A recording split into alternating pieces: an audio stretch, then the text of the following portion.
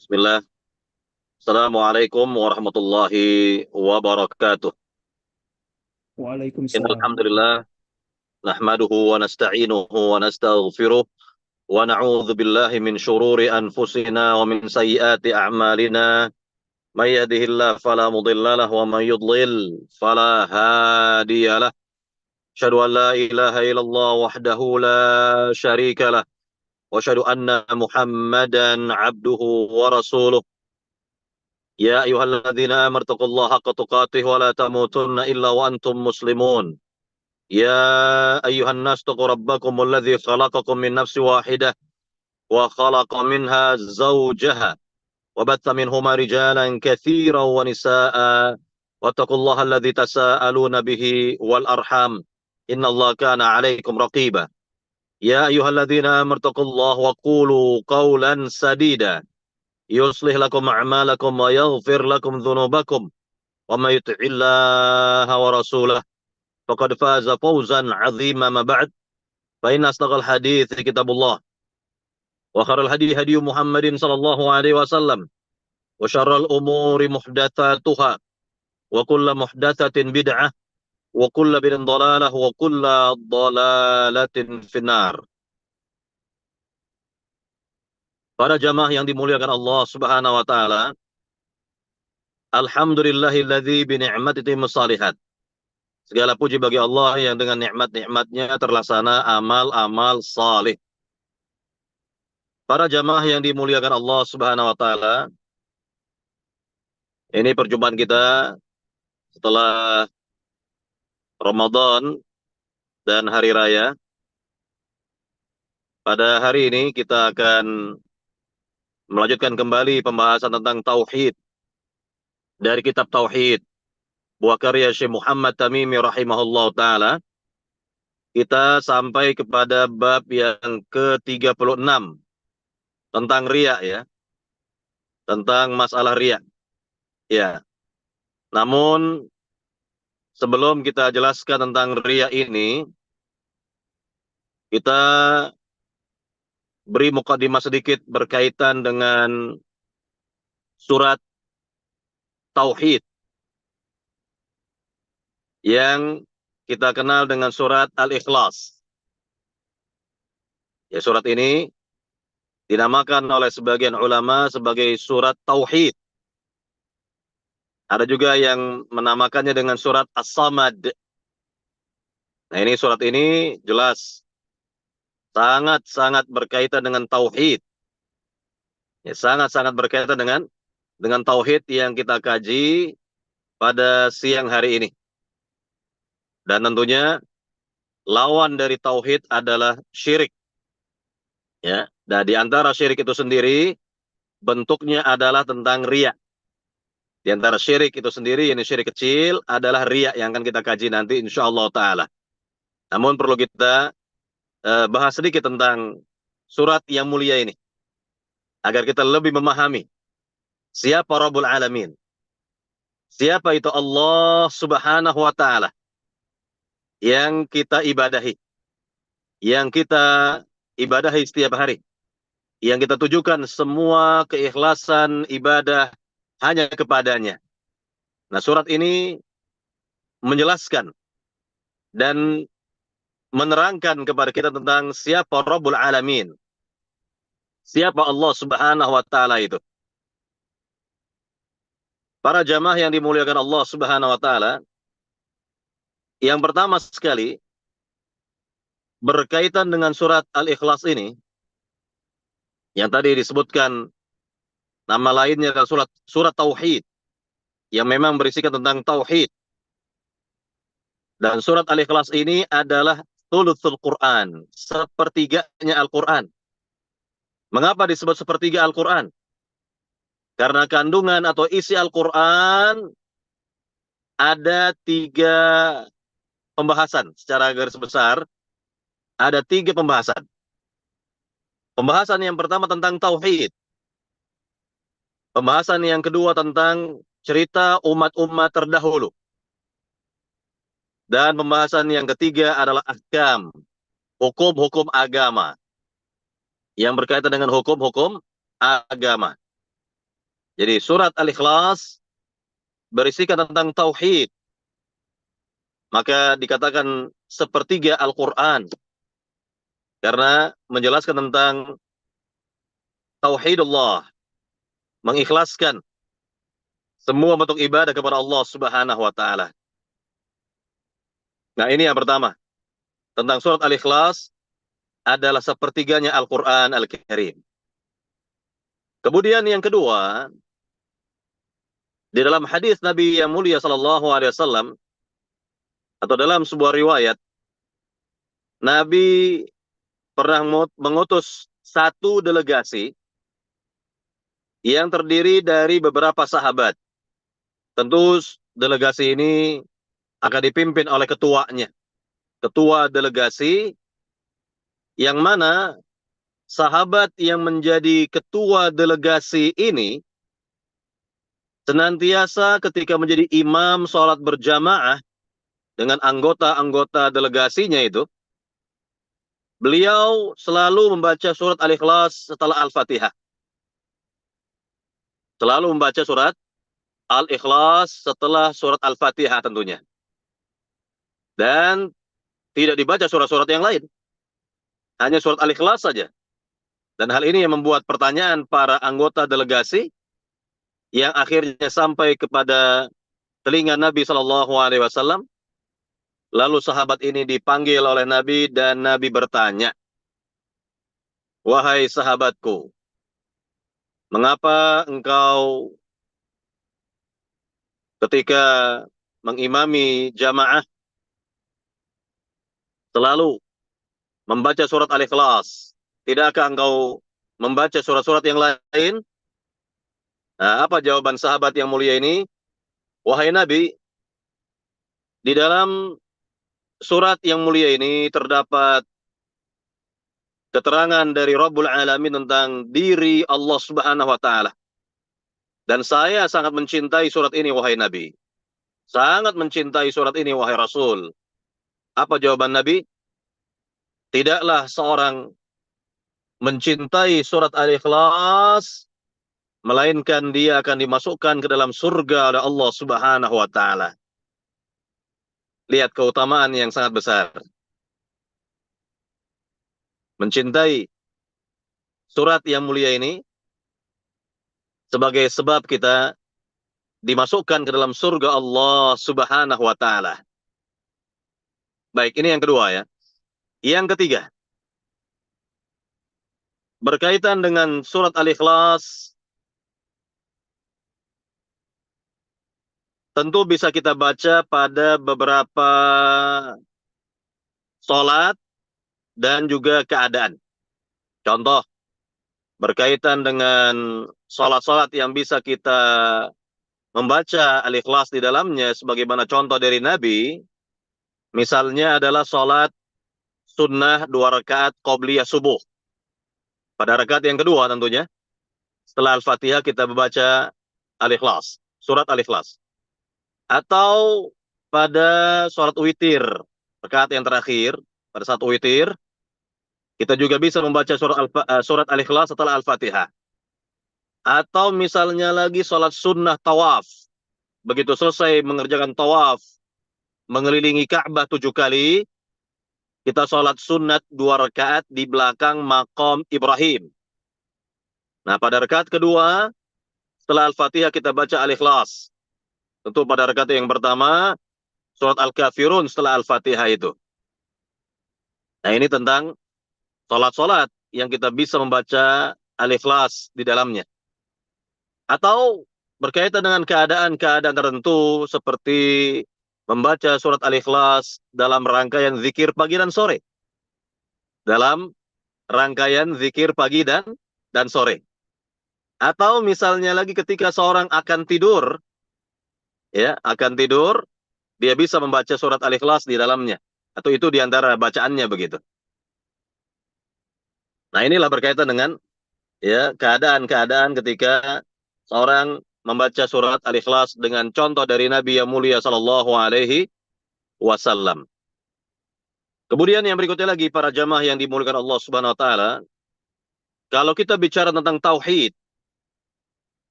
Maka dalam kalimat tauhid, la ilaha illallah, terdapat dua rukun.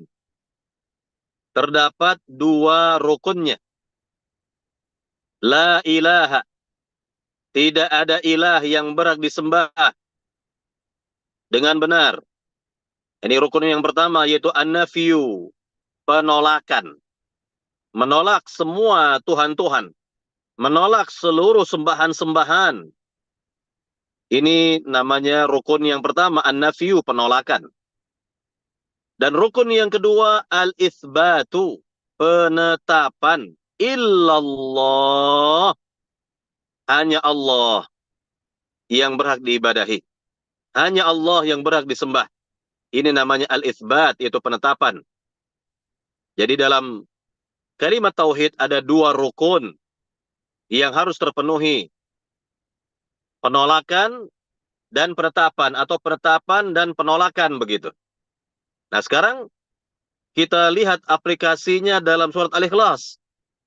Allah Subhanahu wa taala menetapkan tentang dirinya pada dua ayat pertama. Qul huwallahu ahad. Katakanlah wahai Muhammad, dialah Allah yang Maha Esa. Allahus Samad. Allah tempat bergantung. Nah ini adalah al-itsbat, penetapan bahwa Allah ditetapkan satu-satunya ilah, ya, ilah yang disembahan, yang esa, tiada berbilang. Dan Allah Subhanahu wa taala Maha tempat bergantung as-samad. Ini adalah penetapan. Dua ayat pertama dari Al-Ikhlas adalah al-itsbat, penetapan. Sedangkan dua ayat terakhir adalah kebalikannya, yaitu an-nafyu, penolakan. Allah tolak. Ya, apa yang Allah tolak? Lihat dalam dua ayat yang mulia yang terakhir, lam yalid wa lam yulad wa lam yakul lahu kufuwan ahad. Allah tidaklah beranak, tidak pula diperanakkan. Dan tidak ada yang sama, tidak ada yang serupa dengan Allah Subhanahu wa taala. Lihat, ditolak oleh Allah Subhanahu wa taala. Ya, berkaitan dengan anak, berkaitan dengan pasangan, berkaitan dengan ya nasab, atau ya yakni berkaitan dengan hal-hal yang dipandang serupa oleh sebagian orang dengan Allah Subhanahu wa taala. Ini ditolak oleh Rabbul Alamin. Lam yalid wa lam yulad wa lam yakul lahu kufuwan ahad. Nah, ini adalah an-nafyu, yaitu penolakan. Baik, para jamaah yang dimuliakan Allah Subhanahu wa taala, sedikit kita lihat kandungan dan isi dari surat Al-Ikhlas. Yang pertama, atau ayat yang pertama, Allah Subhanahu wa taala berfirman, "Qul huwallahu ahad." Katakanlah wahai Muhammad, yakni kepada siapa? Katakanlah wahai Muhammad kepada orang-orang musyrikin, kepada orang-orang jahiliyah, kepada orang-orang kafir Mekah, kafir Quraisy. Nah, tentu surat yang mulia ini adalah surat Makkiyah, ya. Turun sebelum Nabi hijrah ke negeri Madinah. Bagian atau tergolong dari surat-surat Makkiyah, begitu kurang lebih. Nah, kita lihat di sini pada ayat pertama dari surat Al-Ikhlas, Qul. Allah mulai firman-Nya dengan lafaz Qul, artinya katakanlah wahai Muhammad. Nah, di sini ada hikmah yang terkandung di dalamnya. Pertama, kalau dikatakan Qul gitu ya, katakanlah wahai Muhammad kepada orang-orang begitu, berarti bahwa Al-Quran bukan karangan Nabi Muhammad SAW. Dan ini bantahan kepada siapa saja yang menyatakan, meyakini bahwa Al-Quran karangan Nabi, karangan Muhammad. Maka tidak benar. Kenapa? Karena ada lafaz Qul, dan beberapa surat, beberapa ayat juga ada Qul. Qul a'udzu birabbil falaq. Qul a'udzu birabbin nas. Ya. Ya, kemudian yas'alunaka 'anir ruh. Qulir ruh, qulir ruh min amri rabbi. Orang-orang bertanya kepada engkau wahai Muhammad tentang ruh. Qul, katakanlah kepada mereka bahwa ruh adalah urusan Tuhanku. Wa ma utitu minal ilmi illa qalila.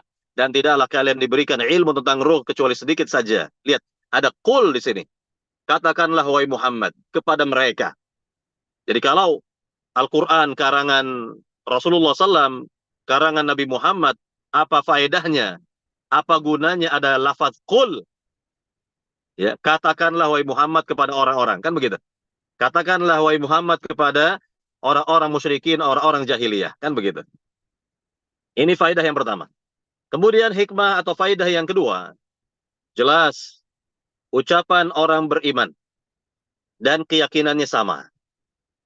Lihat, berkaitan dengan ayat yang mulia ini, qul huwallahu ahad. Maka orang yang beriman secara ucapan dan keyakinan selaras, sejalan, seiring, ya, bahwa Allah lah, ya, yang Maha Esa.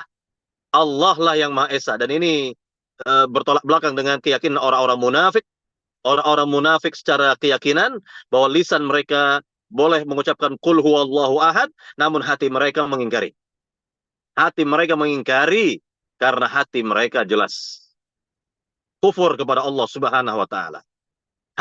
Dalam hati mereka benci kepada Rabbul Alamin, benci kepada Islam dan kaum muslimin. Nah, inilah dua hikmah yang besar yang terkandung dalam kata qul, ya. Kemudian para jamaah yang dimuliakan Allah Subhanahu wa taala, yang berikutnya kita lihat dalam ayat yang mulia ini, qul huwallahu ahad. Katakanlah wahai Muhammad, dialah Allah yang Maha Esa. Nah, di sini Allah Subhanahu wa taala ingin menjelaskan tentang diri Rabbul Alamin. Bahwa Allah lah secara zat Maha Esa. Ya, yang Esa itu adalah zatnya Rabbul Alamin. Zatnya Allah Subhanahu wa taala. Ya, zatnya Allah Subhanahu wa taala maka disebut Ahad, Maha Esa. Arti kalau Ahad ini berbeda dengan wahidun yang juga bermakna satu, ya. Kalau disebut wahidun berarti ada angka-angka setelahnya, itsnani, dua, salatah, tiga, kan begitu. Kalau disebut wahidun. Nah, di sini dengan lafaz ahad, yaitu esa, tiada berbilang.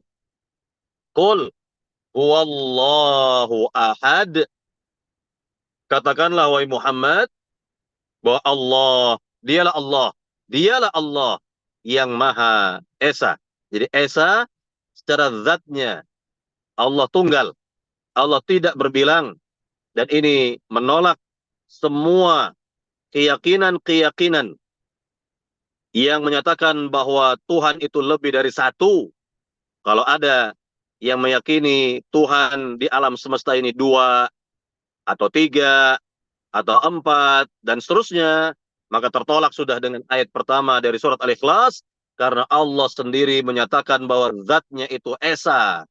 Allah itu Esa secara zat, ya, tidak berbilang, ya, tidak berbilang. Makanya Allah Subhanahu wa taala menolak misalnya keyakinan orang-orang Yahudi, ketika orang-orang Yahudi meyakini bahwa Uzair ibnullah, kata mereka. Uzair adalah anak Allah, ya. Atau orang-orang Nasrani juga yang meyakini bahwa Isa ibnullah, Isa bin Maryam adalah anak Tuhan, anak Allah. Ini ditolak oleh Allah Subhanahu wa taala. Dan nanti kita akan jelaskan dalam ayat lam yalid wa lam yulad pada dasarnya. Yang jelas Allah Subhanahu wa taala yang berhak untuk diibadahi hanya, ya, diri Allah saja, tunggal, esa, tidak berbilang. Makanya Allah tegaskan dengan lafaz ahad. Qul huwallahu ahad. Maka lihat, ya, contoh ketika sahabat yang mulia Bilal bin Rabah. Bilal bin Rabah itu ketika disiksa oleh orang-orang kafir Mekah, beliau dipaksa, ya, untuk mengucapkan kalimat-kalimat kufur, kalimat-kalimat syirik begitu, Namun apa yang terucap dengan lisan Bilal bin Rabah ketika disiksa oleh orang-orang kafir Mekah, beliau hanya ucapkan lafaz ahad, ahad. Nah, begitu. Ahad, ahad. Ini Allah Maha Esa. Allah Maha Esa itu maknanya begitu. Nah, ini berkaitan dengan lafaz ahad. Jadi ahad secara zat, ya. Namun berkaitan dengan sifat-sifat Allah banyak yang menunjukkan kepada diri Allah Subhanahu wa taala yang terdapat misalnya dalam nama-nama Allah yang indah. Asmaul Husna. Asmaul Husna, kan begitu, ya. Kita mengetahui dalam Al-Qur'an dan hadis terdapat berapa? Terdapat 99 nama-nama Allah yang indah. Sebagaimana Nabi jelaskan, Nabi pertegas dalam hadis, "Inna lillahi tis'u tis'ina asman, mi'atun illa wahidah." Ya, sungguhnya Allah itu memiliki 99 nama, atau kata Nabi 100 kurang satu, kata Nabi. Nah, di dalam nama-nama Allah yang indah itu terkandung sifat-sifat Allah yang maha sempurna, yang maha mulia. Nah, ini berkaitan dengan sifat-sifat Allah itu memang banyak dan mengacu kepada diri Allah yang maha esa. Zat Allah yang maha esa, kan begitu. Kemudian para jamaah yang dimuliakan Allah Subhanahu wa taala, ini dalam pembahasan asma wa sifat, nama-nama dan sifat-sifat Allah, nanti kita akan jelaskan lebih rinci lah pada babnya insyaallah taala. Baik, para jamaah yang dimuliakan Allah Subhanahu wa taala, kemudian pada ayat yang kedua dari surat Al-Ikhlas, Allah tegaskan siapa dirinya. Allahus Samad. Allah tempat bergantung, yakni seluruh makhluk yang ada di alam semesta ini semua bergantung kepada Rabbul Alamin, yakni meminta seluruh keperluannya, meminta seluruh hajatnya, ya, dalam kehidupan dunia dan sampai akhiratnya hanya kepada Allah. Hanya kepada Allah Subhanahu wa taala. Allah lah yang dapat memenuhi keperluan para hamba. Allah lah yang dapat mengabulkan seluruh permintaan para hamba. Dan seandainya seluruh jin, dari jin pertama sampai jin yang terakhir, seluruh manusia dari manusia pertama sampai manusia yang terakhir, semuanya minta kepada Rabbul Alamin, memohon kepada Allah, dan semua permintaan mereka dikabul oleh Allah Subhanahu wa taala, maka ketahuilah, ma naqasa dzalika min mulkihi syai'an. Tidaklah berkurang sedikit pun juga dari kerajaan Allah Subhanahu wa taala, dari apa yang Allah miliki. Allah itu maha kaya. Allah itu maha kaya. Kita ini fakir. Kita ini miskin, nggak punya apa-apa. Coba para jamaah bisa membayangkan ketika seorang lahir, keluar dari perut ibunya, bawa apa? Ada yang bawa emas, bawa LM, bawa rupiah, dolar, sebagainya? Nggak ada. Tidak ada. Bayi yang lahir dari perut ibunya nggak bawa apa-apa dia. Ya, nggak bawa apa-apa. Begitu pula ketika dia masuk ke liang kubur. Ketika manusia ini masuk ke liang kubur, juga sama. Tidak bawa apa-apa. Tidak membawa apa-apa. Ya, hanya selai kain kafan. Ya, hanya selai kain kafan yang ada pada fisik atau tubuhnya. Nah, inilah berkaitan dengan manusia yang lahir ke dunia ini tidak memiliki apa-apa. Semua yang Allah rizkikan kepada kita, apa yang kita yakni miliki di dunia ini adalah datang dari Allah Subhanahu wa taala. Hendaknya kita bersyukur dan bersyukur, banyak-banyak bersyukur kepada Rabbul Alamin atas nikmat-nikmat yang telah Allah berikan kepada kita semua. Maka kita ingat bahwa Allah itu adalah As-Samad, tempat bergantung. Yakni akan terpenuh yakni segala sesuatunya. Allah Subhanahu wa taala mengurus segala sesuatunya. Semua permintaan para hamba. Ya, yakni jika Allah Subhanahu wa taala mengabulkannya, Allah Subhanahu wa taala. Inilah berkaitan dengan ayat yang kedua, Allahus Samad, Allah tempat bergantung. Baik. Para jamaah yang dimuliakan Allah Subhanahu wa taala, kemudian kita lihat dua ayat terakhir dari surat Al-Ikhlas. Nah, di sini berkaitan dengan penafian. Ditolak oleh Allah Subhanahu wa taala. Apa yang ditolak? yakni lam yalid wa lam yulad. Allah tidaklah beranak, tidak pula diperanakkan. Ya, Allah tidak beranak, tidak pula diperanakkan. Nah, ini merupakan jawaban ya atas pertanyaan. Kenapa? Karena orang-orang kafir Quraisy mereka bertanya kepada Nabi, "Wahai Muhammad, tolong jelaskan kepada kami tentang Allah itu. Apakah Allah itu memiliki nasab atau tidak? Bagaimana nasabnya Allah itu?" Gitu ya. Bagaimana nasabnya Allah? Karena apa? Karena orang-orang kafir Quraisy itu sangat berbangga dengan adanya nasab. Berbangga dengan nasab, ya. Fulan bin Fulan bin Fulan bin Fulan. Fulan anaknya si Fulan, kan begitu. Bangga, bangga sekali. Makanya ketika mereka bertanya kepada Nabi, tolong jelaskan Muhammad tentang siapa diri Allah itu, apakah Allah ya bagaimana nasabnya Allah? Maka turunlah surat Al-Ikhlas. Turunlah surat Al-Ikhlas. Maka Allah Subhanahu wa taala nyatakan lam yalid wa lam yulad. Nah, ini bantahan dari Rabbul Alamin dikarenakan bahwa orang-orang kafir Quraisy, orang-orang musyrikin dahulu, mereka meyakini bahwa Allah itu memiliki anak-anak perempuan. Siapa itu anak-anak perempuannya Allah? Itu para malaikat. Para malaikat adalah anak-anak perempuannya Allah Subhanahu wa taala, kata mereka. Ya. Ini keyakinannya orang-orang jahiliyah. Makanya mereka bangga sekali kalau punya anak laki-laki untuk mereka. Anak laki-laki untuk mereka begitu. Jadi sekali lagi untuk para malaikat mereka yakini sebagai anak-anak perempuan mereka, kan gitu. Adapun bagi mereka adalah anak laki-laki. Sehingga mereka sangat berbangga jika memiliki anak laki-laki. Karena akan mereka persiapkan untuk komandan perang nantinya. Begitu. Untuk menggentarkan hati musuh. Sehingga mereka menamakan anak laki-laki itu dengan nama-nama hewan buas. Dengan nama-nama hewan buas. Kan begitu. Ya, tujuannya adalah untuk menggentarkan hati musuh. Karena anak laki-laki ini dipersiapkan untuk menjadi panglima perang, komandan pasukan. Nah, inilah tujuan mereka punya anak laki-laki. Ya, memang ada di antara mereka juga yang merasa aib ya, punya anak perempuan sehingga mereka tega membunuh dan mengubur hidup-hidup anak perempuan mereka. Walaupun tidak semua ya, tidak semua orang-orang jahiliyah berbuat seperti itu. Hanya sebagian saja dari mereka berbuat yang demikian begitu. Nah, ini sebagai penolakan ya dari keyakinan orang-orang musyrikin, orang-orang Arab jahiliyah yang meyakini bahwa para malaikat adalah anak-anak perempuannya Allah. Dan juga Allah menolak keyakinan orang-orang Yahudi yang meyakini Uzair anak Tuhan, anak Allah, atau keyakinan orang-orang Nasrani yang meyakini Isa bin Maryam adalah anak Tuhan. Makanya Allah nyatakan dalam surat Al-Jin apa?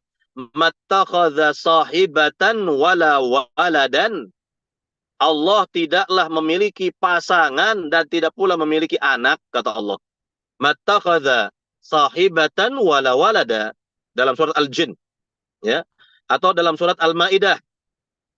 Allah Subhanahu wa taala berfirman kepada Nabi Isa alaihissalam, "Wa idz qala Allahu ya Isa ibn Maryam, a anta qulta lin-nasi ittakhiduni wa ummi ilahaini min dunillah." Dan ingatlah ketika Allah berfirman kepada Nabi Isa, "Wahai Isa bin Maryam, apakah engkau berkata kepada orang-orang, jadikanlah diriku dan ibuku sebagai dua Tuhan selain dari diri Allah, selain dari Allah?" Apa jawaban Nabi Isa? Qala subhanak. Ya, Isa berkata, "Maha suci engkau ya Allah." Lihat, dimulai dengan ucapan subhanak. Maha suci engkau ya Allah. Artinya Allah maha suci dari ya adanya Tuhan-Tuhan lain bagi Allah atau sekutu bagi Allah. Kan begitu. Ya. Qala subhanak ma yakunu li an aqula ma laysa li bihaqqin. Tidak pantas bagi diriku untuk berucap kecuali yang hak yang benar.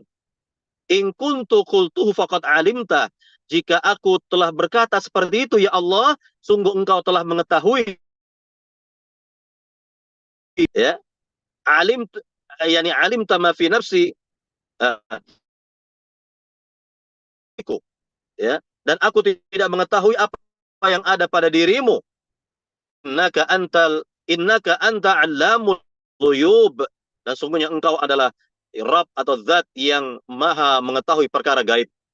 Nah, lihat langsung Allah Subhanahu wa taala menyatakan hal ini kepada Nabi Isa, yakni mengkonfirmasi. Yang jelas Allah Maha tahu ya. Allah sudah Maha tahu lah, telah mengetahui. Tentu Nabi Isa nggak mungkin berbuat seperti itu. Nabi Isa tidak mungkin berbuat seperti itu, lancang terhadap Rabbul Alamin, ya, menyuruh atau memerintahkan manusia untuk menyembah dirinya dan ibunya, kan begitu? Namun Allah Subhanahu wa taala menyatakan dalam ayat yang mulia ini, yakni penegasan dalam ayat yang mulia ini bahwa Allah Maha Esa, tidak memerlukan pasangan, tidak memerlukan anak, lam yalid walam yulad. Allah tidaklah beranak, tidak pula diperanakkan. Nah, ini berkaitan dengan keyakinan yang benar. Lam yalid walam yulad. Kemudian terakhir Allah tegaskan tentang dirinya, walam yakul lahu kufuwan ahad, dan tidak ada yang serupa dengan Allah, tidak ada yang sama dengan Allah Subhanahu wa taala. Baik, para jamaah yang dimuliakan Allah Subhanahu wa taala, ya, sedikit saja ya. Ini berkaitan dengan surat Al-Ikhlas, berkaitan dengan isi dan kandungannya. Ini kalau kita kaji ini panjang sekali, memerlukan waktu. Nah, sekarang kita masuk kepada bab 36. Bab 36 tentang riya. Nah, ini setelah kita menjelaskan tentang Al-Ikhlas, bagaimana kita bisa mengikhlaskan ibadah hanya kepada Allah dan tidak berbuat syirik. Maka di antara bentuk kesyirikan itu adalah riya. Ya, sekali lagi, di antara bentuk kesyirikan adalah apa? Riya. Nah, ini sudah menjadi bahasa kita ini, barangkali ini. Sudah menjadi bahasa Indonesia, riya ya. Orang yakni memahami riya itu, ada yang memahami maknanya pamer gitu ya. Nah, itu riya katanya. Ya, pamer ya. Ingin menunjukkan suatu begitu kepada manusia. Nah, sekarang kita lihat apa sih makna riya dalam bahasa Arab. Dalam bahasa Arab ya, dikatakan riyaun atau ar-riya'u ya. Apa makna riya? Makna riya adalah amila amalan yarahun nas. Seorang ya melakukan amal ibadah, melakukan suatu kebaikan, melakukan suatu pekerjaan atau perbuatan untuk dilihat orang. Lihat, untuk dilihat oleh orang lain. Nah, ini riya namanya. Ya, seorang melakukan apa saja dari perbuatannya, dari amalnya, dari ibadahnya, liyarahun nas, untuk dilihat orang, dilihat oleh manusia. Apa tujuannya? Tujuannya tiada lain mendapatkan sanjungan manusia, penghormatan orang, terima kasih dari seorang, penghargaan dari seorang. Itu tujuannya. Yakni tujuannya adalah untuk duniawi, untuk masalah-masalah duniawi. Ya, apakah terima kasih dari orang, penghargaan orang lain, ya, dan sanjungan orang lain dan lain sebagainya lah. Jadi tujuannya adalah masalah duniawi, ya, mendapat ridho manusia, ya, pujian dari orang lain dan seterusnya. Nah, inilah tujuan dari riya. Ya. Kemudian berkaitan dengan riya, riya ini termasuk syirik kecil. Syirik kecil, bagian dari syirik kecil, ya, karena syirik ada dua ya, syirik kecil dan syirik besar. Maka riya adalah syirik kecil. Tergolong juga syirik kecil adalah sum'ah. Sum'ah ini ingin didengar. Kalau riya ingin dilihat, sum'ah ingin didengar. Ingin didengar oleh orang. Baik. Para jamaah yang dimuliakan Allah Subhanahu wa taala, kita jelaskan tentang riya. Yakni berkaitan dengan riya ini jelas. Ya, tadi merupakan lawan dari ikhlas.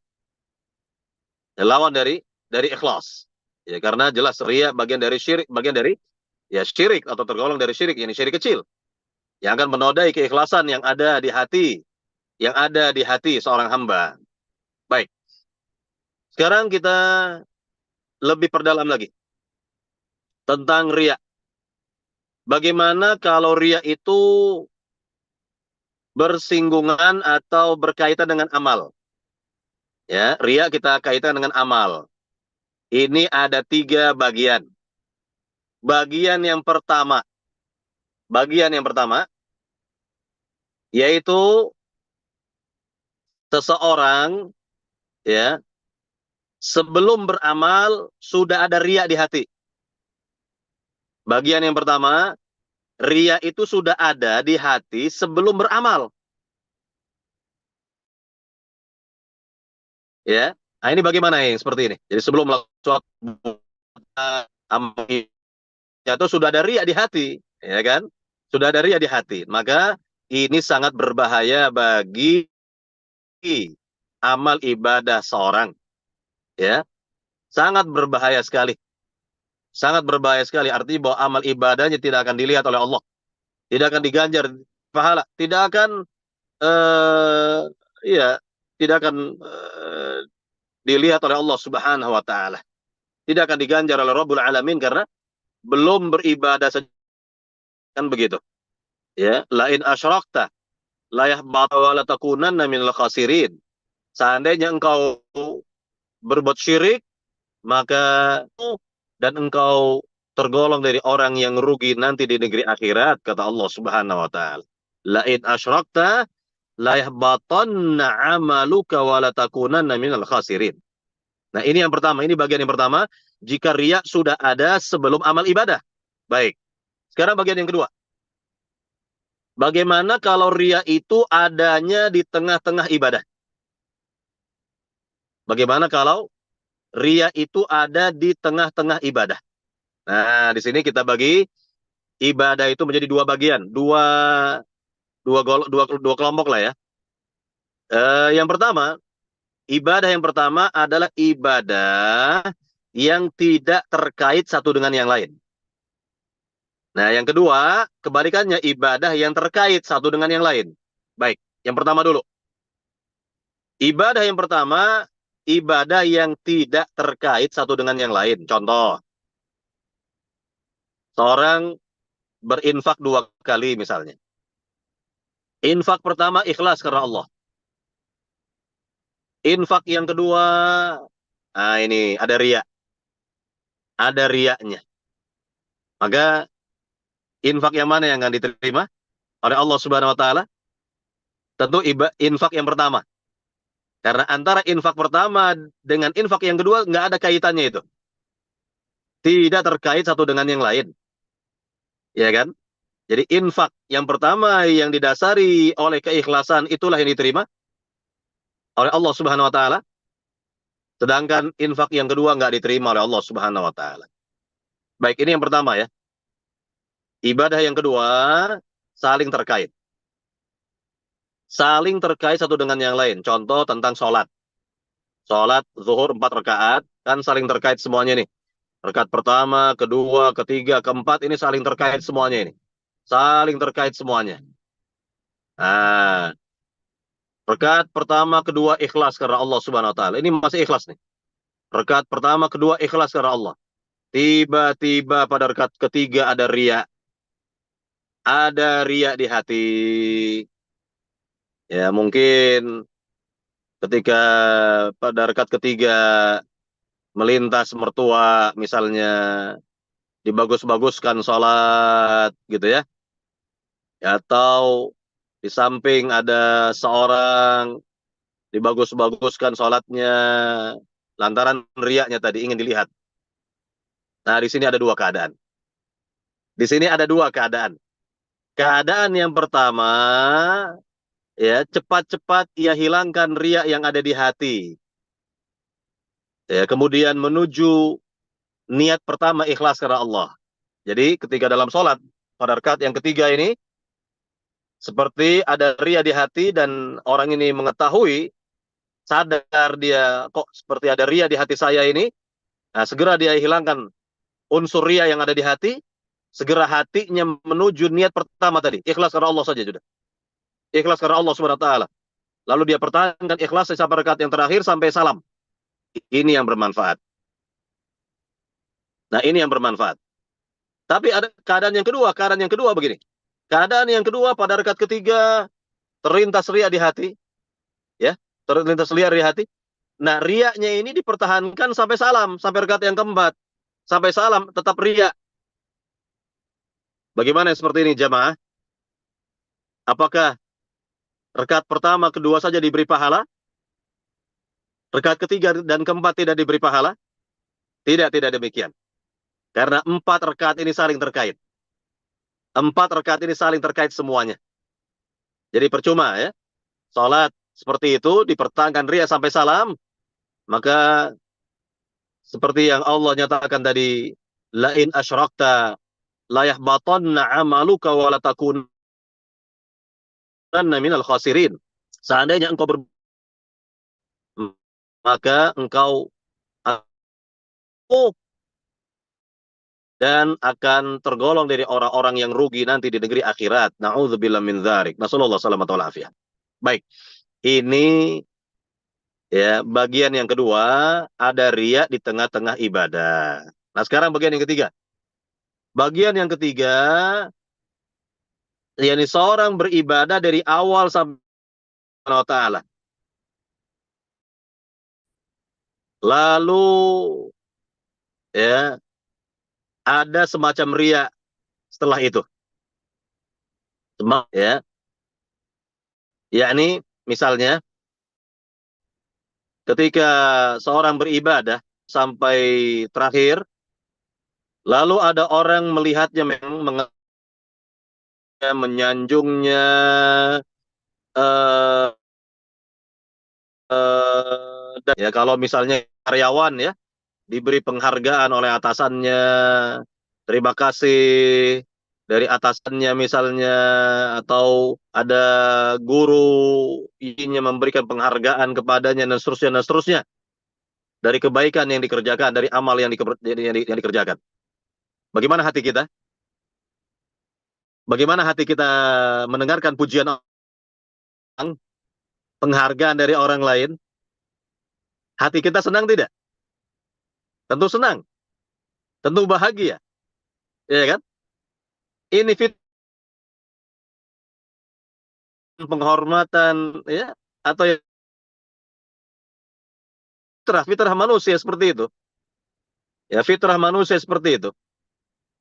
Nah, pertanyaannya adalah apakah membahayakan amal ibadah kita atau tidak? Ya, membahayakan atau tidak? Nah, ini permasalahannya. Ya, jawabannya adalah ya, dalam firman Subhanahu wa taala Allah menyatakan, "Ya ayyuhalladzina amanu la tubtilu shadaqatikum bil manni wal adza." Wahai orang-orang beriman, jangan kalian batal pahala sedekah kalian itu. Penyakit alman ingin diungkit-ungkit, dibesar-besarkan. Dan al-adza ingin menyinggung perasaan orang. Nah, ini dia. Asalkan tidak ada dua penyakit ini, atau salah satu dari dua penyakit ini, maka kegembiraan yang ada di hati tidak membahayakan amal ibadah. Justru kebalikannya, kebahagiaan yang ada di hati ini adalah kabar bagi orang beriman. Ingat ya, kegembiraan yang ada di hati adalah kabar gembira, tilka ajilu bushral min, yang sahih. Yang demikian itu, yakni kegembiraan yang ada di hati itu justru ya kabar gembira yang Allah segerakan bagi orang beriman. Kabar gembira tidak membahayakan amal ibadah kita. Kenapa? Karena tidak ada penyakit alman dan al-adza. Penyakit alman ingin dibesar-besarkan, diungkit-ungkit, dan al-adza ingin menyinggung perasaan orang. Asalkan tidak ada dua penyakit ini di hati, maka kegembiraan tersebut tidak membahayakan amal ibadah. Ya, tidak membahayakan amal ibadah. Ini yang perlu diperhatikan nih. Ya, penyakit apa tadi? Alman, ingin diungkit-ungkit, dibesar-besarkan, dan penyakit al-adza, menyinggung perasaan orang. Asalkan tidak ada alman, tidak ada al-adza, maka tidak ada masalah seperti ini. Contoh. Eh, ada majalah yang bagus yang pernah saya baca, majalahnya majalah Tauhid. Nama majalah tersebut majalah Tauhid dari Mesir kalau tidak salah. Ini saya baca 20 tahun yang silam, ya. Dan dalam majalah itu ada kisah menarik. Kisahnya begini, ada seorang datang kepada Syekh Muhammad bin Shalih Al-Utsaimin rahimahullah, ketika itu masih hidup, ya. Di masa itu masih hidup. Dan orang ini berkata, "Wahai Syekh, sungguh saya bermimpi. Dalam mimpi saya melihat seorang yang sangat saya kenal, wajahnya berseri, ya, penampilannya bagus sekali, ya. Kira-kira apa sih makna mimpi saya itu? Tolong ditakwil, Syekh. Tolong ditafsirkan, tolong dijelaskan apa mimpi saya itu." Nah, Syekh Utsaimin menjelaskan bahwa amal ibadahnya diterima oleh Allah Subhanahu wa taala, hajinya mabrur gitu ya, dan kebaikan-kebaikan lainnya lah begitu. Dijelaskan oleh Syekh Muhammad bin Shalih Al-Utsaimin rahimahullah. Nah, begitu Syekh ini selesai memberikan jawaban, baru orang itu buka kartu. "Wahai Syekh, sungguh yang saya lihat dalam mimpiku itu adalah engkau." Ah, Syekh Utsaimin mendengar, ya, ucapan orang ini, saya ini ya menangis, ya, terharu beliau. Menangis terharu beliau dengan jawaban orang atau ucapan orang tadi. Jadi ini berkaitan dengan kabar gembira yang Allah segerakan bagi orang beriman di dunia. Gitu. Baik, para jamaah yang dimuliakan Allah Subhanahu wa taala, kita berikan kehidupan sehari-hari. Contohnya, eh ya, ini seorang misalnya, ini orang ini misalnya DKM masjid, ya. Orang ini rumahnya dekat masjid, tetapi tidak mau sholat berjamaah di masjid. Ketika ditanya, "Pak, Masya Allah ini, rumah Bapak dekat dari masjid. Tetapi kok saya nggak pernah lihat Bapak berjamaah di masjid, sholat berjamaah di masjid." Apa jawaban si Bapak ini? Dia mengatakan, "Bukan apa-apa, takut ria." Takut ria katanya. Nah, ini jelas merupakan waswas syaitan. Gangguan syaitan seperti ini. Kalau jawabannya seperti ini jelas gangguan syaitan yang ada di hati orang tersebut. Ria katanya, ya. Ria. Jadi nggak mungkin, ya. Memang ada di agama kita ini, dari sebagian ibadah itu nggak mungkin kita sembunyi-sembunyi. Nggak mungkin kita bersembunyi-sembunyi, kan? Seperti sholat berjamaah, seperti berkurban, seperti ibadah umroh, ibadah haji, ya kan? Nggak mungkin kita, bagaimana cara bersembunyinya, kan begitu. Namun ada juga ibadah-ibadah yang kita bisa menyembunyikannya. Nggak perlu orang lain tahu, bahkan nggak perlu istri kita tahu, nggak perlu. Ya, nggak perlu orang dekat kita tahu, itu nggak perlu. Kita bersedekah, berinfak, dan lain sebagainya. Nggak perlu kita yakni mengabarkan kepada orang-orang dekat kita, nggak perlu. Itu bisa saja kita sembunyikan dalam hal ini, gitu ya. Nah, ini contoh. Contoh yang berikutnya lagi. Contoh yang berikutnya misalnya ada pencuri nih. Ada pencuri berhasil sudah masuk ke rumah yang ditargetkan, ya. Rumah yang akan dicuri hartanya gitu ya. Lalu melintas security. Melintas, ya, satpam atau security komplek perumahan misalnya. Intinya pencuri ini nggak jadi. Nggak jadi dia mencuri. Nah, di sini bagaimana? Apakah berpahala atau tidak ini? Dapat pahala atau tidak si pencuri ini? Dia tidak jadi melakukan aksi pencuriannya. Ya, dalam hal ini tentu kalau dia tinggalkan aksi pencuriannya karena manusia, bukan karena Allah, karena security, ya nggak mungkin dapat pahala. Dapat dosa tetap. dapat dosa karena niatnya sudah buruk ya. Niatnya sudah jelas tidak benar lah. Nah, itu sebagai contoh ya, sebagai contoh seperti itu. Nah, jadi ya ini contohnya begitu ya, kurang lebih seperti itu. Tapi kalau dia meninggalkan pencurian, walaupun tidak ada security, kemudian tiba-tiba dia sadar gitu ya, dia tinggalkan karena Allah Subhanahu Wa Taala, baru akan diberi pahala oleh Allah Subhanahu Wa Taala.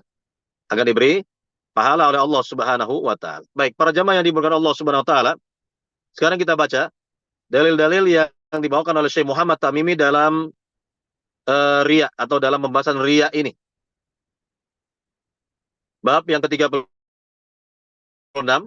ada 3 dalil, yaitu ayat Al-Quran, 1 ayat Al-Quran dan 2 hadis Nabi Shallallahu Alaihi Wasallam. Dalil pertama bisa kita lihat dari surat Al-Kahfi ayat yang terakhir. Ayat yang terakhir, Allah Subhanahu Wa Taala berfirman, "Qul innama ana basyarum mithlukum yuha ilai annama ilahukum ilahu wahid faman kana yarju liqa'a rabbih falyamal amalan salihan wala yusyrik bi'ibadati rabbih ahada." Katakanlah wahai Muhammad, sungguhnya aku ini hanyalah seorang manusia seperti kalian yang diwahyukan kepadaku bahwa sungguhnya Tuhan kalian adalah Tuhan yang Maha Esa. Barang siapa mengharap perjumpaan dengan Tuhannya, maka hendaklah ia mengerjakan amal yang salih dan janganlah ia mempersekutukan seorang pun dalam beribadah kepada Tuhannya. Nah, lihat pada ayat yang mulia ini, Allah tegaskan, barang siapa ingin berjumpa dengan Allah nanti di akhirat bagaimana? Ada 2 syarat yang harus terpenuhi. Falya'mal amalan salihah. Hendaknya dia beramal salih. Nah, ini kategori amal salih adalah amal yang cocok dengan contoh Rasul. Nah, itulah definisi amal salih. Amal yang sesuai dengan contoh Rasul. Ya. Tapi kalau amal yang tidak sesuai dengan contoh Rasul bukan amal salih namanya. Tapi amal tolih, pakai to ya. Amal tolih, pakai to. Ini kebalikan dari salih begitu. Baik. Nah, ini syarat yang pertama. Amal salih. Itu amal yang cocok, yang sesuai dengan contoh Nabi SAW. Baik. Yang kedua yang tidak kalah pentingnya, dan ini yang utama adalah, ya, yaitu wala yusyrik bi'ibadati rabbih ahada. Dan tidak berbuat syirik di dalam beribadah kepada Allah dengan apapun juga. Artinya betul-betul ikhlas. Betul-betul ikhlas dalam beribadah kepada Allah Subhanahu wa taala, tidak menjadikan suatu sebagai tandingan atau sekutu bagi Allah Subhanahu wa taala. Tidak berbuat syirik. Betul-betul ikhlas karena Allah Subhanahu wa taala. Jadi inilah 2 syarat diterimanya amal ibadah dan sekaligus sebagai syarat perjumpaan seorang hamba kepada Rabb-nya nanti di akhirat. Sebagai syarat perjumpaan seorang hamba nanti di akhirat dengan Allah Subhanahu wa taala. Jadi siapa saja dari para hamba yang ingin jumpa dengan Allah, melihat rupa wajah Allah, dan ini merupakan nikmat surga yang terbesar, nikmat surga yang paling besar, melihat rupa wajah Allah Subhanahu wa taala. Hendaknya kata Allah Subhanahu wa taala, "Falyamal 'amalan shaliha wa la yusyrik bi'ibadati rabbih ahada." Hendaknya dia beramal salih, itu amal yang sesuai dengan contoh Rasul, wa la yusyrik bi'ibadati rabbih ahada, dan tidak berbuat syirik kepada Allah, alias mengikhlaskan semua bentuk ibadah kepada Allah Subhanahu wa taala. Wa ma umiru illa liya'budullaha mukhlishina lahuddin. Dalam surat Al-Bayyinah 5. Dan tidaklah mereka diperintah kecuali hanya untuk beribadah kepada Allah dengan ikhlas. Wa ma umiru illa liya'budullaha mukhlishina lahuddin.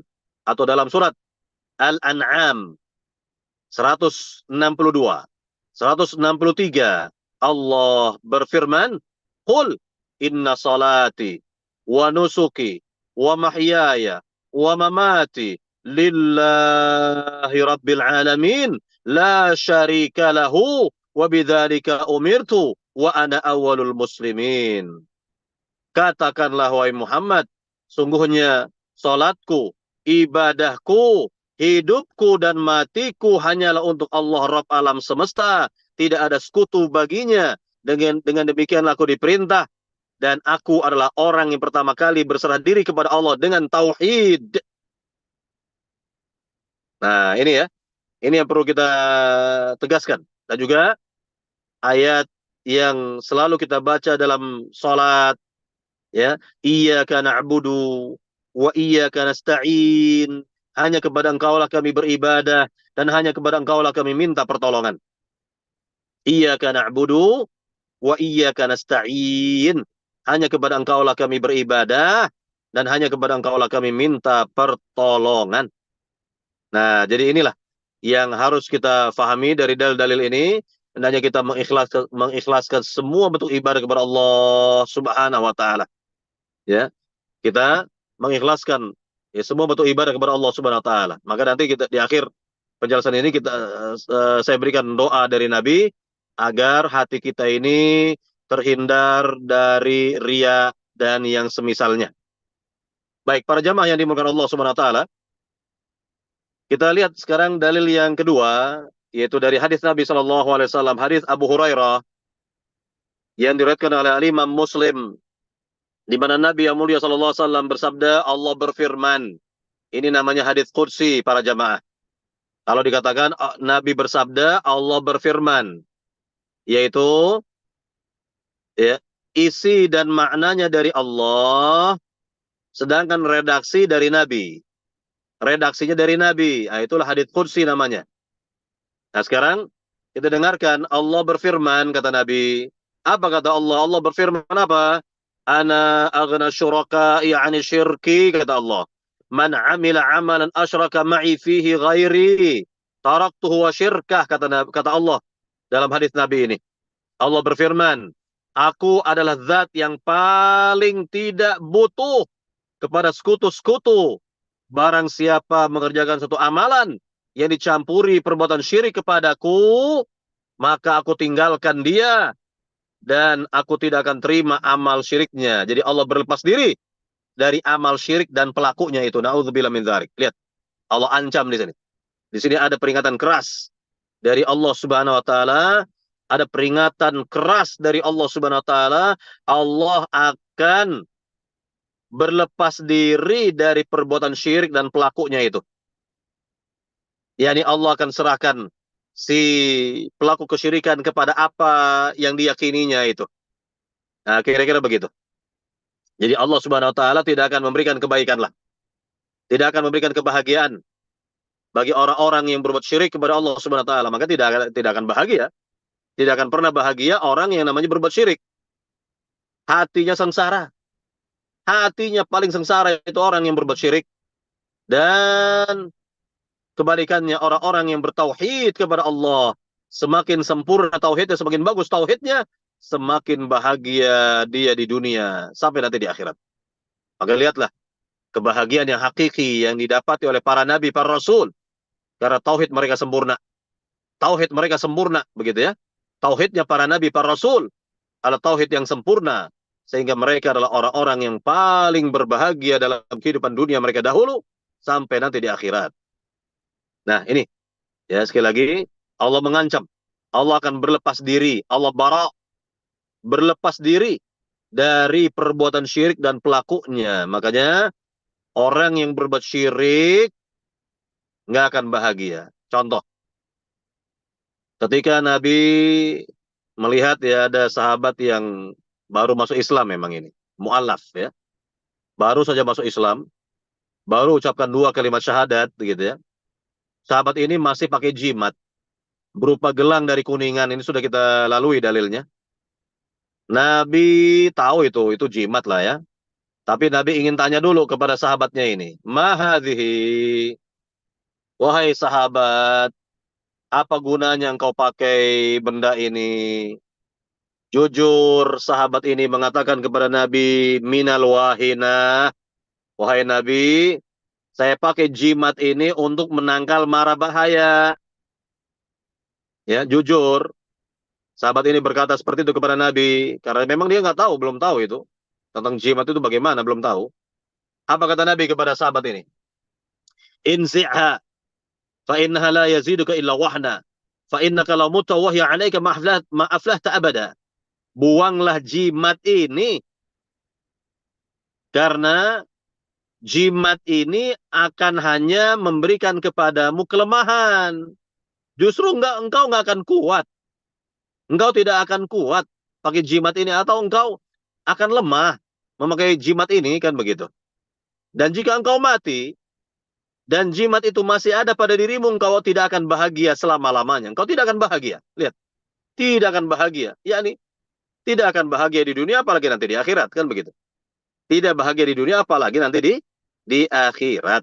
Itu sebagai contoh ya, berkaitan dengan orang yang berbuat syirik tidak akan bahagia. Ya, tidak akan bahagia selama-lamanya. Dan kebalikannya, orang yang bertauhidlah yang akan berbahagia. Ia akan berbahagia dalam kehidupan dunia sampai nanti di akhirat. Jadi di sini dalam hadis yang mulia ini, dalam hadis qudsi ini, Allah memberikan peringatan keras, ancaman serius kepada siapa saja yang berbuat syirik akan ditinggal oleh Allah Subhanahu wa taala. Tidak akan diperhatikan oleh Allah, tidak akan diberikan kebahagiaan oleh Allah Subhanahu wa taala, karena pada dasarnya kebahagiaan itu datang dari Rabbul Alamin tatkala si hamba bertauhid kepadanya. Bertauhid kepada Allah Subhanahu wa taala. Baik. Kemudian dalil yang terakhir. Hadis yang terakhir ya. Sebelum kita berikan doa untuk terhindar dari perbuatan syirik, dari hadis Abu Sa'id yang diriwayatkan oleh Imam Ahmad, Nabi bersabda, apa kata Nabi? Ala ukhbirukum bima huwa akhwafa alaikum indi minal masih dajjal? Qalu bala. Qala asyirkul khafi. Yaqumur rajul fayusalli fayuzayyin salatahu lima yara min nadhari rajulin ilaihi, kata Nabi. Artinya, maukah kalian aku beritahu tentang sesuatu yang lebih aku khawatirkan menimpa kalian daripada fitnahnya Al-Masih Dajjal? Para sahabat menjawab, tentu wahai Rasulullah. Beliau pun bersabda, yaitu syirik tersembunyi. Yaitu, di sini Nabi memberikan contoh langsung. Yaitu, ketika seorang berdiri mengerjakan sholat, lalu dia bagus-baguskan sholatnya, lantaran ada orang lain yang memperhatikannya. Lantaran ada orang lain yang melihatnya. Nah, ini contoh langsung dari Nabi tentang riya. Tentang apa? Tentang riya. Nah, sekarang berbeda contoh ya. Ini bukan riya. Misal, ada seorang guru. Ini dalam rangka pendidikan ya. Tujuannya pendidikan atau mendidik. Ada seorang guru. Di tengah-tengahnya ada murid lah. Para murid yang memperhatikan sholat gurunya itu. Nah, sang guru ini sholat dari awal sampai akhir sesuai dengan contoh Rasul. Sesuai dengan contoh Nabi Shallallahu Alaihi Wasallam, ya, dari mulai takbiratul ihram sampai salam, dari mulai takbiratul ihram sampai salam. Dalam rangka apa? Pendidikan.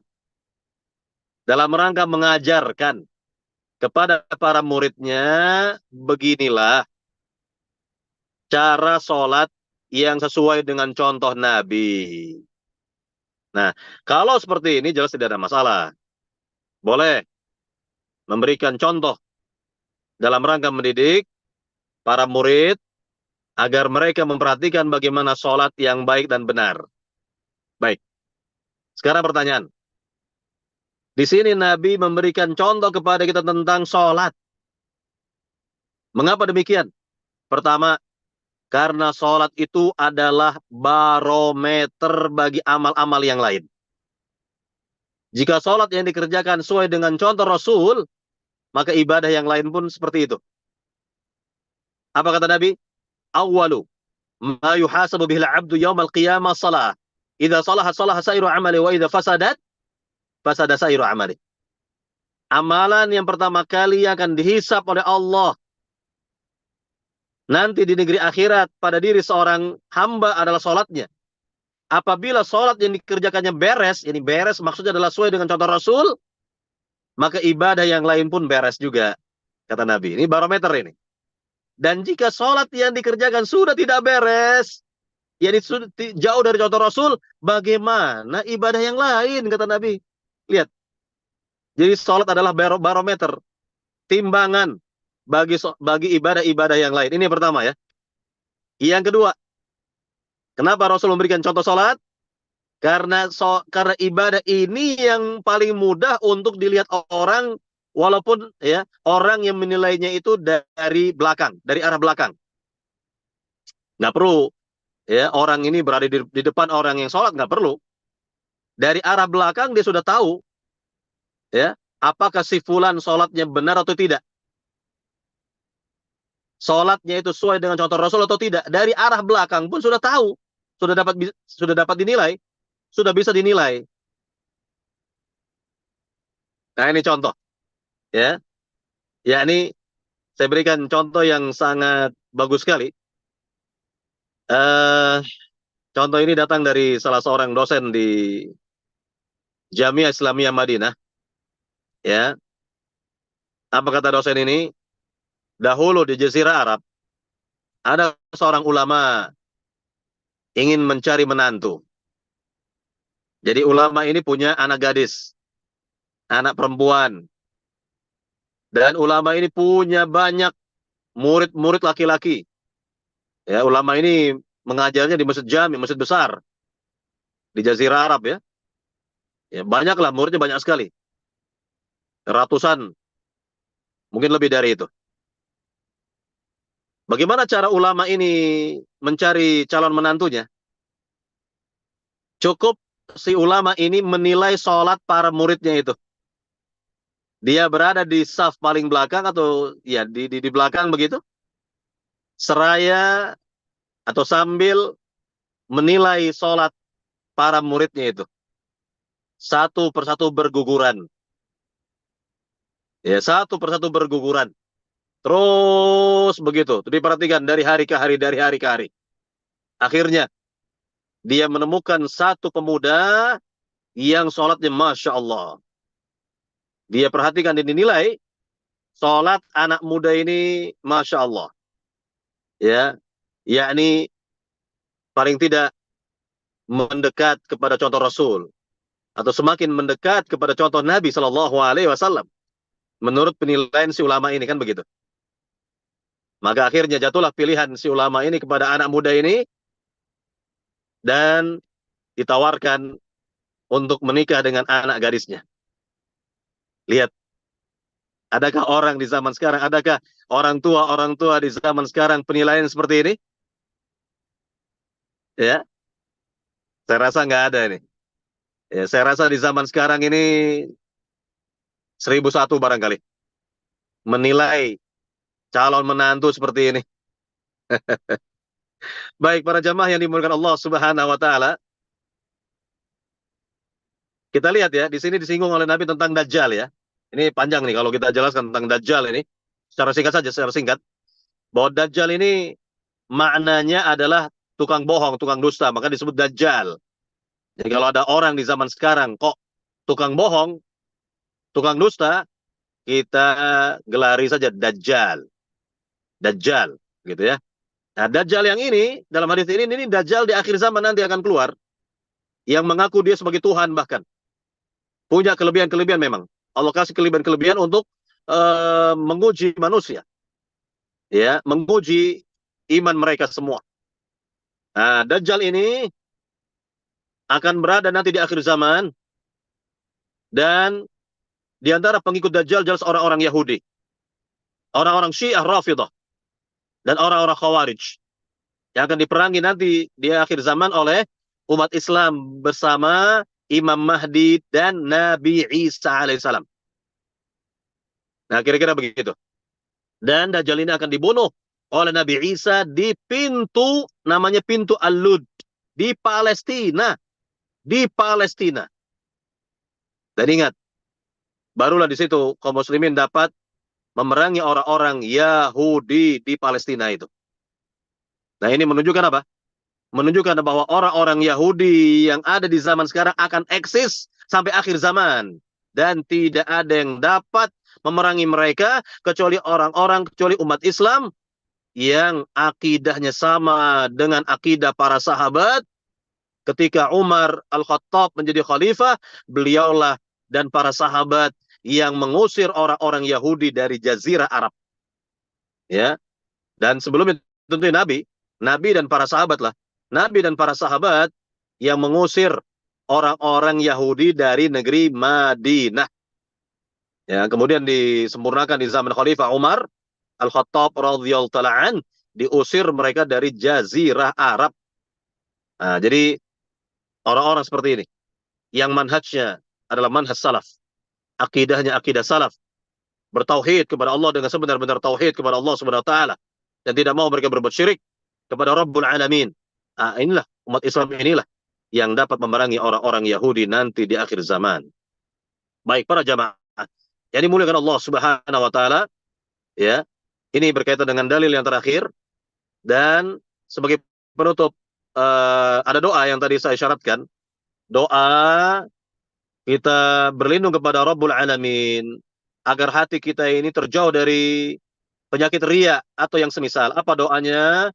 Nabi SAW selalu membaca doa seperti ini.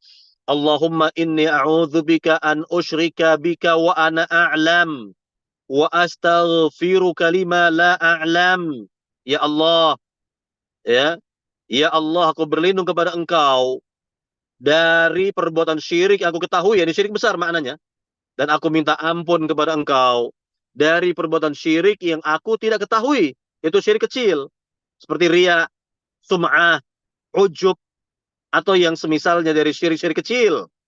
Ya, jadi doanya Allahumma inni a'udzubika an usyrika bika wa ana a'lam wa astaghfiruka lima la a'lam. Boleh dengan bahasa Indonesia, ya Allah, aku berlindung kepada Engkau dari perbuatan syirik yang aku ketahui, ini syirik besar maknanya, dan aku mohon ampun kepada Engkau dari perbuatan syirik yang aku tidak ketahui, itu syirik kecil. Maknanya syirik kecil maknanya. Nah, inilah di antara doa Nabi SAW, ya, agar bersih hati kita dari riya, bersih hati kita dari sum'ah, ujub, atau yang semisal yang dapat menodai keikhlasan ibadah kita kepada Allah Subhanahu wa taala. Baik, para jamaah yang dimuliakan Allah Subhanahu wa taala, silakan jika ada pertanyaan dari jamaah dari apa yang kita kaji pada siang hari ini berkaitan dengan muqaddimah sedikit tadi tentang surat Al-Ikhlas dan pembahasan kita pada bab ke-36 tentang riya, dipersilakan. Baik, jazakallah khairan Ustadz atas nasihat dan pemaparan materi yang telah disampaikan barusan. Barakallahu fikum. Demikianlah tadi sesi pertama telah kita ikuti dan simak. Selanjutnya kita masuk ke sesi kedua. Di sesi kedua ini adalah sesi interaktif tanya jawab. Kami mengundang para jamaah, sahabat, untuk bisa langsung bertanya kepada Ustadz, bisa langsung menekan tombol raise hand, langsung bicara, tanya Ustadz, atau juga bisa menulis di chat, kolom chat, yang nanti insya Allah akan kami bacakan. Baik, belum ada pertanyaan, kami sambil menunggu. Ustadz, tadi doa yang terakhir tadi itu saya boleh tahu Ustadz, di mana kapan kita harus bacakan doa itu? Tentu kapan saja, apakah ketika dalam sujud atau di luar sujud, kapan saja boleh. Kapan saja boleh kita berdoa kepada Allah dengan doa seperti tadi. Allahumma inni a'udzubika an usyrika bika wa ana a'lam wa astaghfiruka lima la a'lam. Ya Allah, aku berlindung kepada Engkau dari perbuatan syirik yang aku ketahui, dan aku mohon ampun kepada Engkau dari perbuatan syirik yang aku tidak ketahui. Baik, Baik. baik Ustadz, terima kasih penjelasannya, jazakallah khairan. Baik, Ya, silakan. sepertinya Sepertinya ada pertanyaan tadi itu. baik, benar Ustadz, ada pertanyaan yang sudah masuk di kolom chat, Anda bacakan. Assalamualaikum Ustadz, izin bertanya bagaimana sebetulnya tahadud bin nikmah? Bagaimana supaya tahadud bin nikmah tidak menjadi ria? Jazakallah Iya. khairan Ustadz. Pertama, memang ada perintah dari Allah Subhanahu wa taala untuk at-tahadduts bin ni'mah, menceritakan nikmat, menceritakan nikmat yang kita dapat dari Allah Subhanahu wa taala. Tentu pertanyaannya kepada siapa? Nah, ini dia. Kepada siapa? Apakah kepada seluruh manusia? Tidak. Apakah kepada seluruh orang-orang? Enggak juga, enggak. Ya, jawabannya hanya kepada orang yang kita cintai saja. Ya. Dan tentunya Allah mengatakan apa? Wa amma bi ni'mati rabbika fahaddits. Adapun terkait dengan nikmat Rabbmu, maka ceritakanlah. Boleh ceritakanlah kata Allah. Kepada siapa? Kita ambil contoh ya. Kepada siapanya? Contoh, ketika Nabi Yusuf masih remaja, dapat nikmat dari Allah berupa mimpi indah. Apa itu mimpi indahnya Nabi Yusuf? Itu berupa 11 bintang, bulan, dan matahari sujud kepadanya.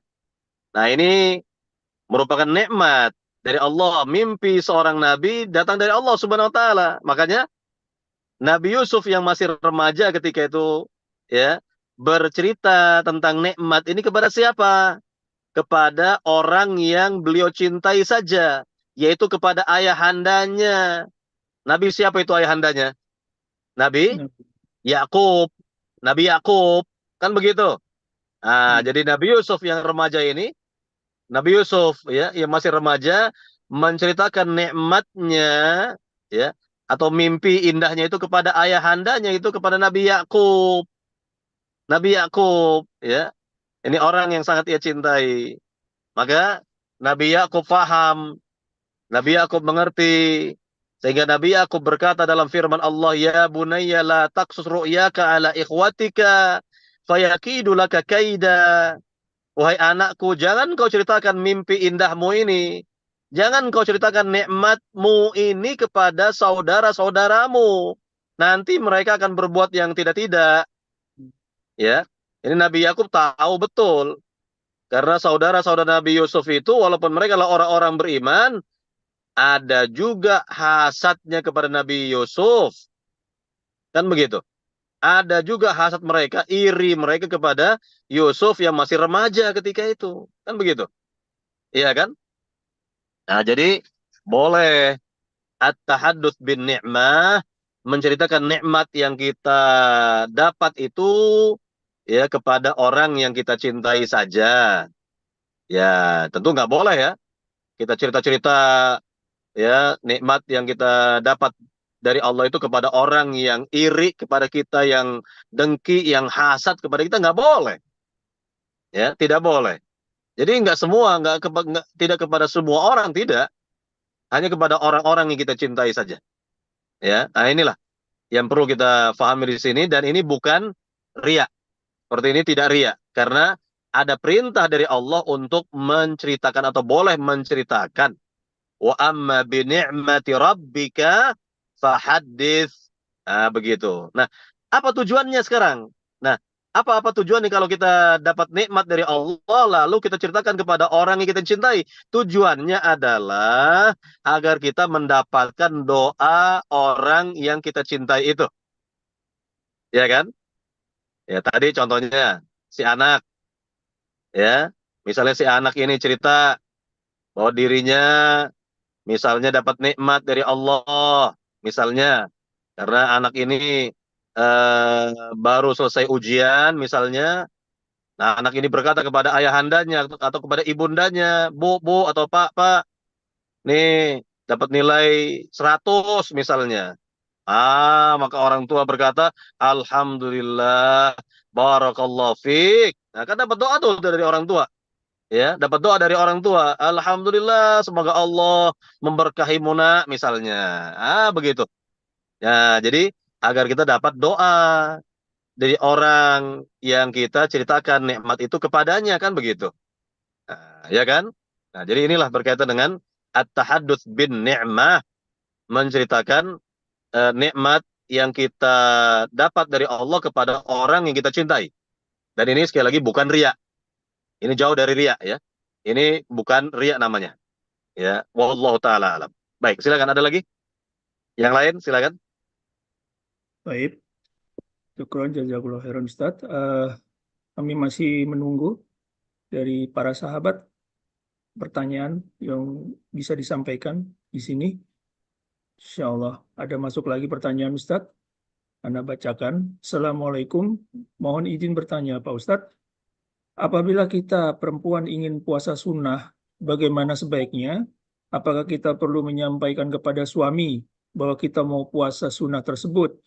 Karena khawatir menjadi ria. Apakah sebaiknya kita diam saja Pak Ustadz? Jazakallah khairan Ustadz. Ya, ini kan berkaitan dengan muamalah suami istri ya.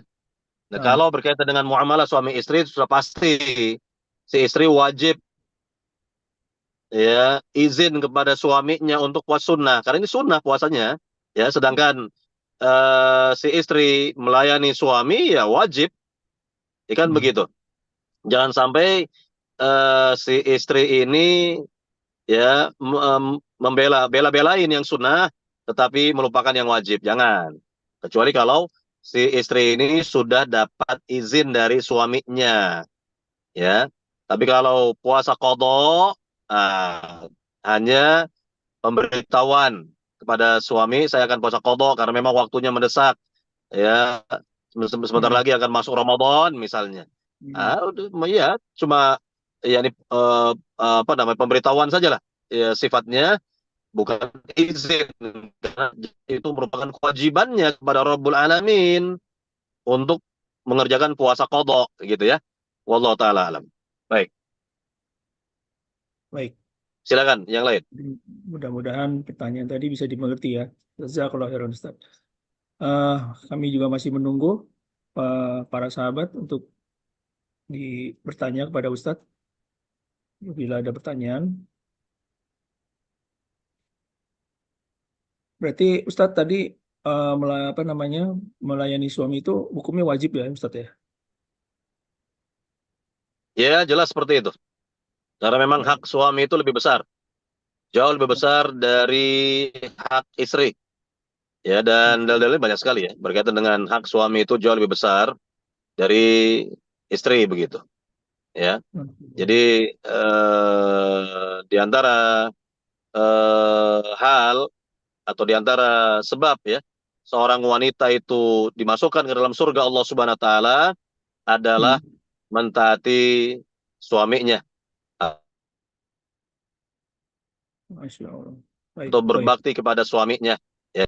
Eh, Tidaklah seorang wanita kata Nabi, ma mimra'atin ya, ata'at ma mimra'atin ya, yakni salat khamsaha wa shamat syahraha wa ata'at ba'laha ya. Tidaklah seorang wanita itu mengerjakan sholat lima waktunya, puasa Ramadan dan mentaati suaminya, melainkan dia akan masuk surga dari pintu mana saja yang ia kehendaki. Melainkan kata Nabi, dia bisa masuk surga dari pintu mana saja yang ia kehendaki. Wallahu taala alam. Baik, Baik, Masya silakan. Allah. Baik. Ya, masih menunggu Ustadz. Ini pertanyaan dari para sahabat. Kalau yang ingin langsung bertanya kepada Ustadz bisa menekan tombol raise hand-nya, sahabat ya.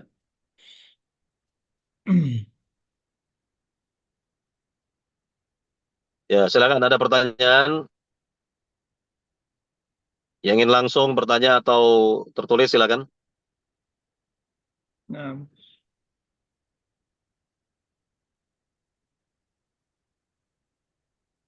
mari para sahabat. Barangkali terakhir pertanyaan barangkali kalau ada yang ingin bertanya terakhir pertanyaan. Baik, dikasih kesempatan ya para sahabat. Ini mungkin terakhir satu pertanyaan ya Ustadz ya.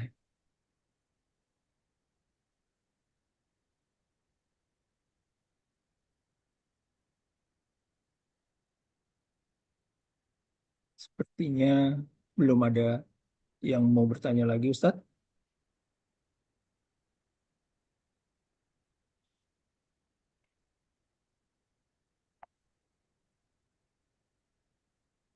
Atau kita tutup saja kalau tidak ada pertanyaan. Eh, Bagaimana para sahabat? Sepertinya Yang bagi yang ingin bertanya masih diberi kesempatan.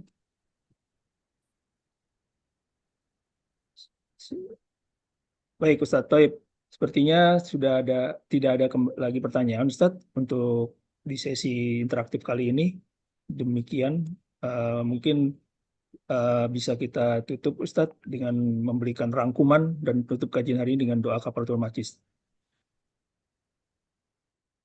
Baik, para jamaah yang dimuliakan Allah Subhanahu wa taala, setelah kita mendengarkan pembahasan tentang tauhid dan kebalikannya tentang bahaya riya atau yang semisal, hendaknya kita dapat mempertebal keikhlasan kita dalam beribadah kepada Allah Subhanahu wa taala, atau semakin baiklah keikhlasan kita dalam beribadah kepada Allah Subhanahu wa taala, yani semakin bagus tauhid kita kepada Rabbul Alamin, semakin berkualitas tauhid kita kepada Rabbul Alamin, maka semakin besar pula pahala dari Allah Subhanahu wa taala.